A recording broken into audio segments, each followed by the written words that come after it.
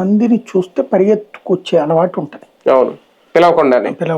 పవన్ కళ్యాణ్ వెళ్ళాడు అనుకోండి, జనం ఆటోమేటిక్ గా వస్తారు. లేదా పవన్ కళ్యాణ్ వస్తున్నాడు అంటే వచ్చేస్తారు. నేను కాలేజీ డేస్ లో నాకు బాగా గుర్తు, భారతీయ జనతా పార్టీ మీటింగ్ అంటే 10 మంది కూడా రారు. ఈవెన్ మీరు ఇప్పుడు కూడా చూస్తే ఇప్పుడు ఈ మధ్యన కొంచెం గ్యాదర్ అవుతున్నారు. బీజేపీకి అప్పుడు ఏం ఉండేది కాదు. కమ్యూనిస్ట్ పార్టీకి అయితే ఒక 50 మంది ఆటోమేటిక్గా వస్తారు, బీజేపీకి వచ్చేవాళ్ళు కాదు. కానీ వెంకయ్య నాయుడు మీటింగ్ ఉందంటే గ్యారెంటీ 2-3 వేల మంది వస్తారు. అవును, వెంకయ్య నాయుడు తుమ్మలపల్లి కళాక్షేత్రం మీటింగ్ పెట్టినప్పుడు నేను కాలేజ్ చదువుతున్నాను, మా ఫ్రెండ్ అరే ఆయన భలే మాట్లాడతాడు ఒకసారి ఇందామన్నా. ఆయన వాక్చాతుర్యానికి అభిమానులు ఎక్కువ. ఇది ఇందులో మా ఫ్రెండ్ వాళ్ళ నాన్న కాంగ్రెస్. ఏంద్ర నువ్వు కాంగ్రెస్ వాడివి కదా అంటే అవి భలే మాట్లాడతారు పదబాబే చూద్దాం అన్నాడు. ఇప్పటికీ మనం కూడా మనం తెలంగాణ కాకపోయినా కేసీఆర్ చూడాలంటే అంతే.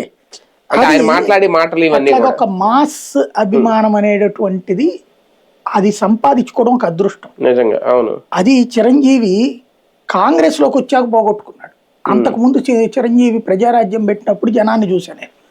తిరుపతిలో స్టార్టింగ్ అప్పుడు నేనే ఉన్నాను, ఆ తర్వాత ఆయన తిరుపతి ఎమ్మెల్యేగా కంటెక్ట్ చేసినప్పుడు నేనే ఉన్నాను. ఎక్కడికి పోయినా సరే జనం ఎగబడి రావడాన్ని ప్రత్యక్షంగా చూసినాను. తర్వాత అదే చిరంజీవి కాంగ్రెస్ పార్టీని విలీనం చేశాక 2014 ఎన్నికలప్పుడు ప్రచారం చేస్తుంటే ఆ చిరంజీవి సో రూట్లో నుంచి వస్తున్నాడు, నేనేమో అటు వెళ్తున్నా.